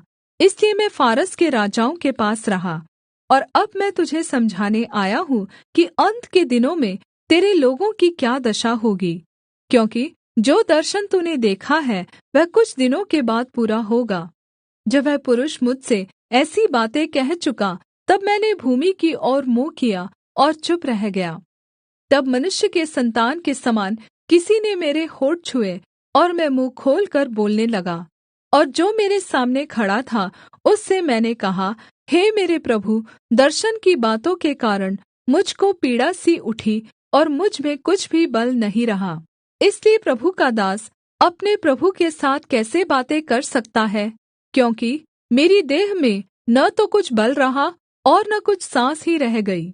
तब मनुष्य के समान किसी ने मुझे छूकर फिर मेरा हियाव बन्धाया, और उसने कहा, हे अति प्रिय पुरुष, मत डर, तुझे शान्ति मिले, तू दृढ़ हो और तेरा हियाव बन्धा रहे। जब उसने यह कहा, तब मैंने हियाव बाँधकर कहा, हे मेरे प्रभु, अब कह, क्योंकि तूने मेरा हियाव बन्धाया है। तब उसने कहा, क्या तू जानता है कि मैं किस कारण तेरे पास आया हूँ? अब मैं फारस के प्रधान से लड़ने को लौटूँगा, और जब मैं निकलूँगा, तब यूनान का प्रधान आएगा, और जो कुछ सच्ची बातों से भरी हुई पुस्तक में लिखा हुआ है, वह मैं तुझे बताता हूँ। उन प्रधानों के विरुद्ध तुम्हारे प्रधान मीकाएल को छोड़ मेरे संग स्थिर रहने वाला और कोई भी नहीं है। दानिय्येल अध्याय 11। दारा नामक मादी राजा के राज्य के पहले वर्ष में उसको हियाव दिलाने और बल देने के लिए मैं खड़ा हो गया। और अब मैं तुझको सच्ची बात बताता हूँ। देख, फारस के राज्य में अब 3 और राजा उठेंगे, और चौथा राजा उन सभी से अधिक धनी होगा। और जब वह धन के कारण सामर्थी होगा, तब सब लोगों को यूनान के राज्य के विरुद्ध उभारेगा। उसके बाद एक पराक्रमी राजा उठकर अपना राज्य बहुत बढ़ाएगा और अपनी इच्छा के अनुसार ही काम किया करेगा। और जब वह बड़ा होगा तब उसका राज्य टूटेगा और चारों दिशाओं में बँटकर अलगअलग हो जाएगा, और न तो उसके राज्य की शक्ति ज्यों की त्यों रहेगी और न उसके वंश को कुछ मिलेगा, क्योंकि उसका राज्य उखड़कर उनकी अपेक्षा और लोगों को प्राप्त होगा। उत्तर और दक्षिण के राजाओं को चेतावनी। तब दक्षिण देश का राजा बल पकड़ेगा, परन्तु उसका एक हाकिम उससे अधिक बल पकड़कर प्रभुता करेगा, यहाँ तक कि उसकी प्रभुता बड़ी हो जाएगी। कई वर्षों के बीतने पर वे दोनों आपस में मिलेंगे, और दक्षिण देश के राजा की बेटी उत्तर देश के राजा के पास शान्ति की वाचा बाँधने को आएगी, परन्तु उसका बाहुबल बना न रहेगा, और न वह राजा और न उसका नाम रहेगा, परन्तु वह स्त्री अपने पहुँचाने वालों और अपने पिता और अपने सम्भालने वालों समेत अलग कर दी जाएगी। फिर उसकी जड़ों में से एक डाल उत्पन्न होकर उसके स्थान में बढ़ेगी। वह सेना समेत उत्तर के राजा के गढ़ में प्रवेश करेगा और उनसे युद्ध करके प्रबल होगा। तब वह उसके देवताओं की ढली हुई मूरतों और सोने चाँदी के मनभाऊ पात्रों को छीनकर मिस्र में ले जाएगा। इसके बाद वह कुछ वर्ष तक उत्तर देश के राजा के विरुद्ध हाथ रोके रहेगा।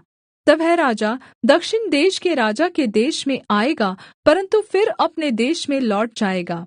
उसके पुत्र झगड़ा मचाकर बहुत से बड़े-बड़े दल इकट्ठे करेंगे और उमड़ने वाली नदी के समान आकर देश के बीच होकर जाएंगे, फिर लौटते हुए उसके गढ़ तक झगड़ा मचाते जाएंगे। तब दक्षिण देश का राजा चिढ़ेगा और निकलकर उत्तर देश के उस राजा से युद्ध करेगा, और वह राजा लड़ने के लिए बड़ी भीड़ इकट्ठी करेगा, परन्तु वह भीड़ उसके हाथ में कर दी जाएगी।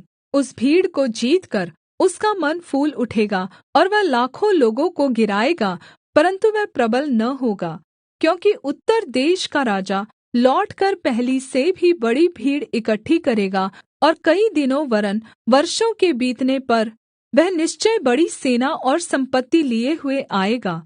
उन दिनों में बहुत से लोग दक्षिण देश के राजा के विरुद्ध उठेंगे, वरन् तेरे लोगों में से भी उपद्रवी लोग उठ खड़े होंगे, जिससे इस दर्शन की बात पूरी हो जाएगी, परन्तु वे ठोकर खाकर गिरेंगे। तब उत्तर देश का राजा आकर किला बाँधेगा और दृढ़ नगर ले लेगा, और दक्षिण देश के न तो प्रधान खड़े रहेंगे और न बड़े वीर, क्योंकि किसी के खड़े रहने का बल न रहेगा। तब जो भी उनके विरुद्ध आएगा वह अपनी इच्छा पूरी करेगा, और वह हाथ में सत्यानाश लिए हुए शिरोमणि देश में भी खड़ा होगा, और उसका सामना करने वाला कोई न रहेगा। तब उत्तर देश का राजा अपने राज्य के पूर्ण बल समेत कई सीधे लोगों को संग लिए हुए आने लगेगा, और अपनी इच्छा के अनुसार काम किया करेगा।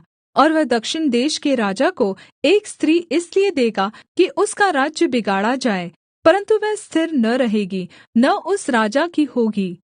तब वह द्वीपों की ओर मुँह करके बहुतों को ले लेगा, परन्तु एक सेनापति उसके अहंकार को मिटाएगा, वरन् उसके अहंकार के अनुकूल उसे बदला देगा। तब वह अपने देश के गढ़ों की ओर मुँह फेरेगा, और वह ठोकर खाकर गिरेगा, और कहीं उसका पता न रहेगा। तब उसके स्थान में कोई ऐसा उठेगा जो शिरोमणि राज्य में अंधेर करने वाले को घुमाएगा, परन्तु थोड़े दिन बीतने पर वह क्रोध या युद्ध किए बिना ही नाश हो जाएगा। उसके स्थान में एक तुच्छ मनुष्य उठेगा, जिसकी राज प्रतिष्ठा पहले तो न होगी, तो भी वह चैन के समय आकर चिकनी चुपड़ी बातों के द्वारा राज्य को प्राप्त करेगा। तब उसकी भुजारूपी बाढ़ से लोग वरन् वाचा का प्रधान भी उसके सामने से बहकर नाश होंगे, क्योंकि वह उसके संग वाचा बाँधने पर भी छल करेगा, और थोड़े ही लोगों को संग लिए हुए चढ़कर प्रबल होगा। चैन के समय वह प्रान्त के उत्तम से उत्तम स्थानों पर चढ़ाई करेगा, और जो काम न उसके पूर्वज और न उसके पूर्वजों के पूर्वज करते थे, उसे वह करेगा, और लूटी हुई धन सम्पत्ति उनमें बहुत बाँटा करेगा। वह कुछ काल तक दृढ़ नगरों के लेने की कल्पना करता रहेगा। तब वह दक्षिण देश के राजा के विरुद्ध बड़ी सेना लिए हुए अपने बल और हियाव को बढ़ाएगा, और दक्षिण देश का राजा अत्यन्त बड़ी सामर्थी सेना लिए हुए युद्ध तो करेगा, परन्तु ठहर न सकेगा, क्योंकि लोग उसके विरुद्ध कल्पना करेंगे। उसके भोजन के खाने वाले भी उसको हरवाएंगे, और यद्यपि उसकी सेना बाढ़ के समान चढ़ेंगी, तो भी उसके बहुत से लोग मर मिटेंगे।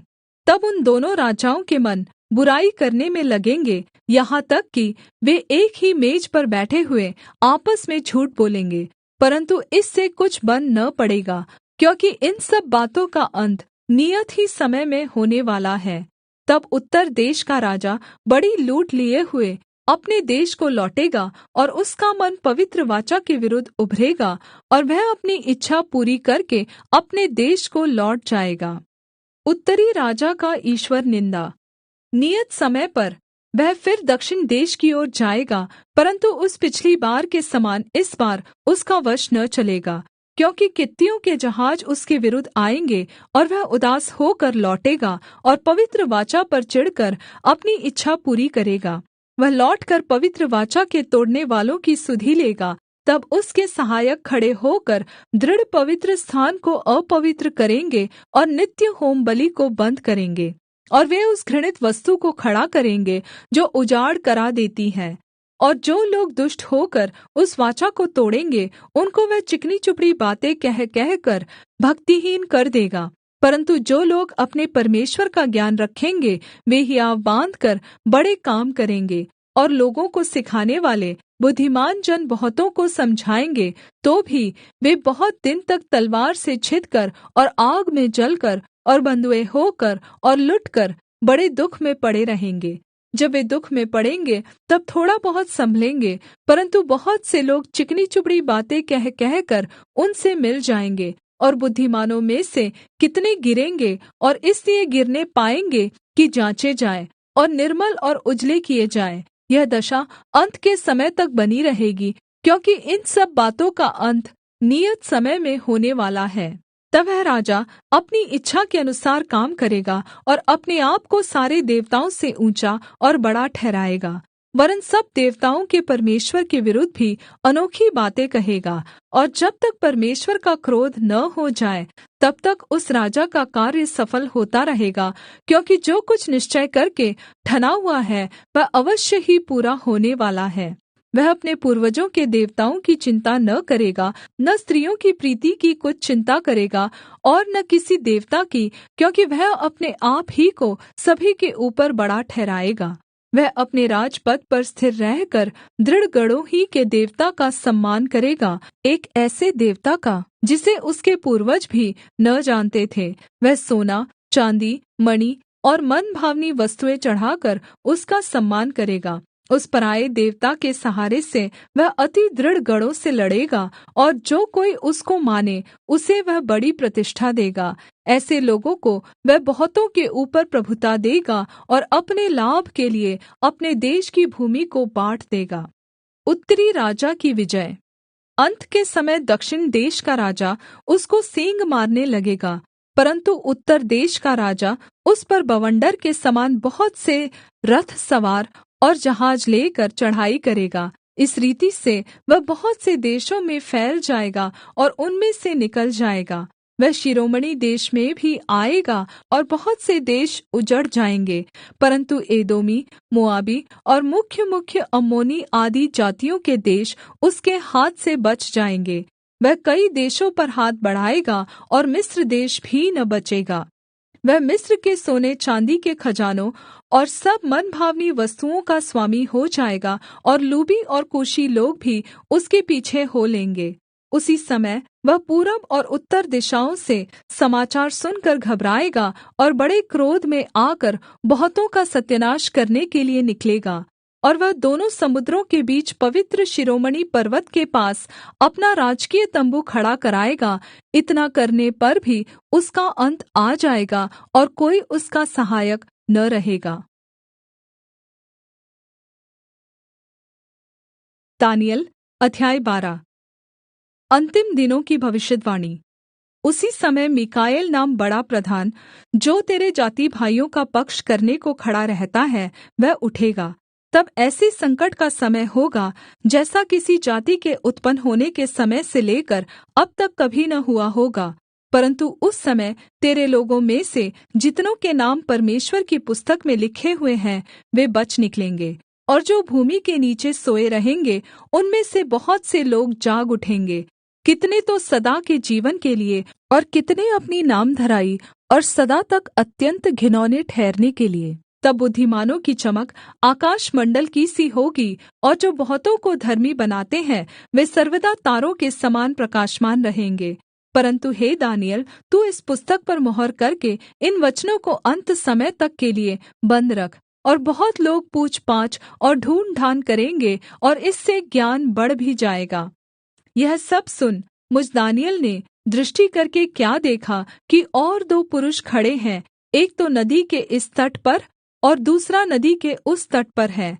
तब जो पुरुष सन का वस्त्र पहने हुए नदी के जल के ऊपर था, उससे उन पुरुषों में से एक ने पूछा, इन आश्चर्य कर्मों का अंत कब तक होगा?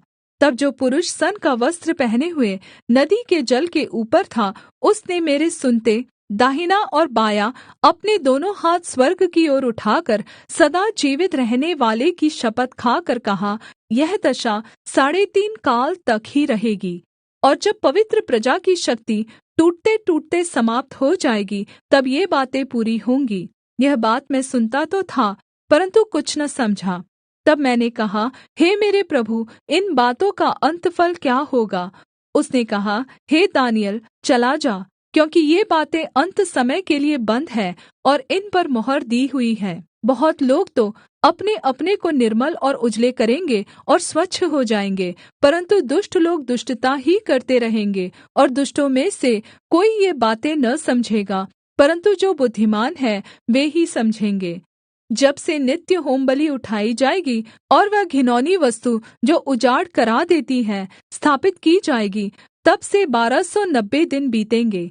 क्या ही धन्य है वह जो धीरज धरकर 1335 दिन के अंत तक भी पहुँचे। अब तू जाकर अंत तक ठहरा रह, और तू विश्राम करता रहेगा, और उन दिनों के अन्त में तू अपने निज भाग पर खड़ा होगा।